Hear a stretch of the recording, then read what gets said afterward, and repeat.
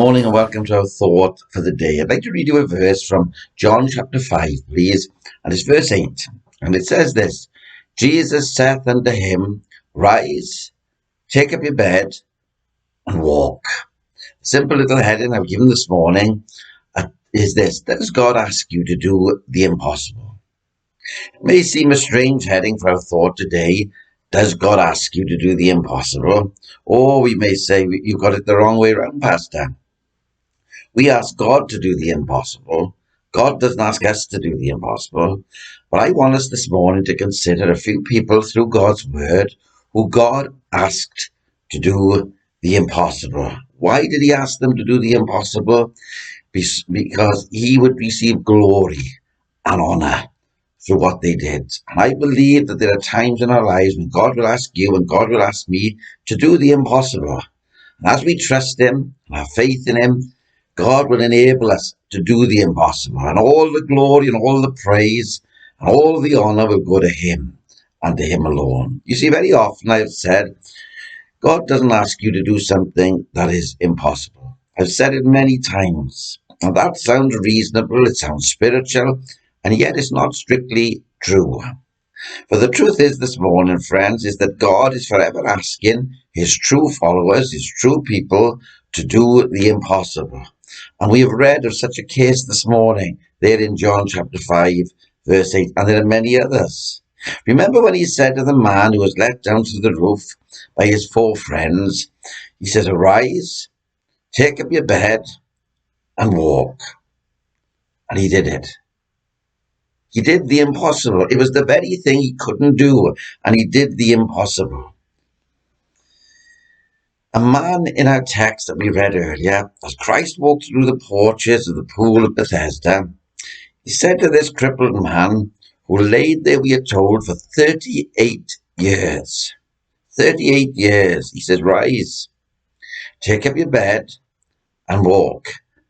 And you notice what happened again? He did it. He did it. He did the impossible. 38 years he had been in the situation like he was, helpless. And yet when God came, when God spoke, then he was able to do the impossible. And it may be years that you have spent in a situation that you feel is absolutely impossible, and yet God can make it possible today. He can allow you, through his power, to do the impossible. He said to the man with the withered hand, Stretch forth thine hand. And do you know what he did? He stretched it forth. He did the impossible. You see, the fact is, if someone else said to you, do it, you couldn't do it. Doesn't matter who the person is. But when Christ says to do it, it's wonderful. Because the fact that he said means that you can. When he says, you can, and you will.